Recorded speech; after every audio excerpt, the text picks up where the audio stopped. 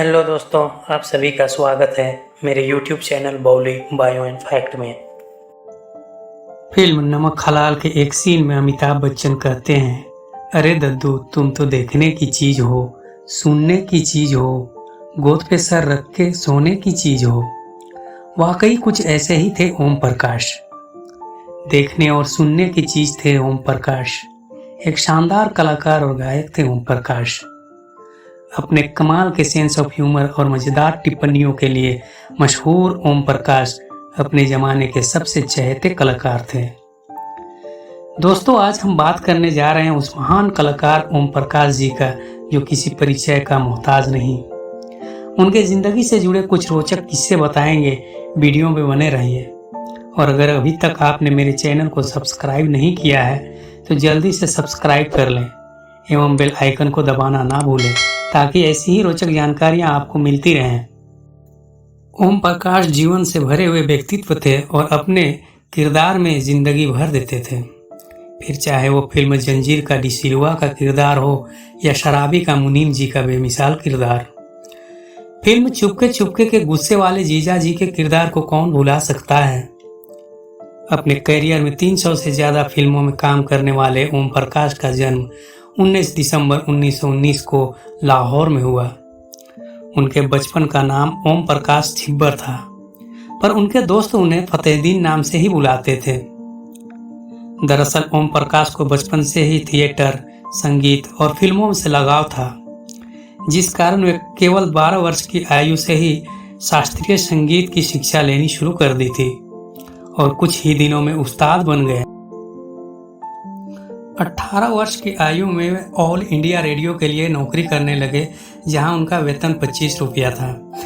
उन्हें रेडियो पर फतेहदीन के किरदार से जाना जाने लगा और वे पूरे पंजाब में पसंद किए जाने लगे। इसी दौरान ओम प्रकाश, जो खुद एक रईस परिवार से ताल्लुक रखते थे, उनको एक सिख लड़की से प्यार हो गया। ओम प्रकाश ने अपने बायोग्राफी में इस बात का जिक्र किया है कि हर दिन वो अपना प्रोग्राम खत्म करके उससे मिलते और वॉक पर जाते थे। वे एक दूसरे से शादी करना चाहते थे, लेकिन ओम प्रकाश अपने घर में इस बात को बताने से डरते थे क्योंकि वे एक हिंदू थे। लेकिन प्यार का दौर चलता रहा। इसी दौरान ओम प्रकाश के जीवन में अचानक एक मोड़ आया और अपने प्यार को कुर्बान करना पड़ा। दरअसल ये किस्सा है ओम प्रकाश के शादी का, जो किसी फिल्मी कहानी से कम नहीं। ओम प्रकाश के मुताबिक एक दिन की बात है, मैं पान की दुकान पर खड़ा था। एक महिला मेरे पास आई और बोली कि वो विधवा हैं, उनकी 4 बेटियां हैं, मुझे अपना दामाद बनाना चाहती हैं और इस बारे में मेरी माँ से भी बात हो गई है। आगे ओम प्रकाश बताते हैं कि वो महिला मेरे आगे आंचल फैलाकर विनती की तो मैं भावुक हो गया और शादी के लिए मान गया। अगले दिन जब मैं अपनी प्रेमिका से मिला और उसे सारी कहानी बताते हुए कहा कि यही ठीक रहेगा क्योंकि तुम्हारी फैमिली तो वैसे ही मुझे पसंद नहीं करती, जैसे ही उसने सुना सिर पकड़कर वहीं सड़क पर बैठ गई और कुछ देर बैठी रही, फिर अपने घर चली गई और मेरी शादी में भी नहीं आई। ओम प्रकाश जी का फिल्मों में आने का किस्सा भी बड़ा ही दिलचस्प है। उनको पहला ब्रेक तब मिला जब वे एक शादी समारोह में मेहमानों का मनोरंजन कर रहे थे। वहीं पर जाने माने फिल्म निर्माता दलसुख पंचोली की नज़र ओम प्रकाश जी पर पड़ी। दलसुख ने उन्हें लाहौर स्थित अपने ऑफिस पर बुलाया। ओम प्रकाश जब वहां गए तो उन्हें फिल्म दासी में एक रोल के लिए साइन कर लिया। इसके लिए उन्हें 80 रुपया मेहनताना दिया गया। विभाजन के बाद ओम प्रकाश दिल्ली आ गए, फिर वहीं से मुंबई पहुंचे। मुंबई आने के बाद ओम प्रकाश को बहुत ही स्ट्रगल करना पड़ा। कई रोज तक तो उन्हें खाना तक नसीब नहीं होता था। इसी स्ट्रगल के दौर में वे एक दिन भूखी हालत में वे एक होटल में पहुंच गए। वहां पर वो भरपेट खाने के बाद होटल के मालिक के पास गए और कहा, मुझे माफ़ कर दीजिए, मेरे पास पैसे नहीं हैं, पर मैं फिल्मों में काम करने के लिए यहाँ आया हूँ और प्रयास कर रहा हूँ। मुझे जब फिल्मों में काम मिल जाएगा तो आपके पैसे लौटा दूंगा। होटल मालिक हैरान, उनके ऊपर तरस खाकर वो जाने दिया। उसके बाद जब ओम प्रकाश जी को फिल्मों में काम मिला तो एक दिन उस होटल में गए और बिल का भुगतान कर दिया। संघर्षों के बाद आखिर उन्हें पहला ब्रेक खलनायक के रूप में फिल्म लखपति में मिला। उनकी इस फिल्म से उन्हें काफ़ी सराहना मिली, फलस्वरूप कई फिल्मों में मौका मिला, जैसे 1949 में लाहौर, 4 दिन। फिर उनका फिल्मी सफर चल निकला। उन्होंने अपने अभिनय के दम पर दिखा दिया कि आने वाले समय में वे एक बहुमुखी प्रतिभा बनकर उभरेंगे।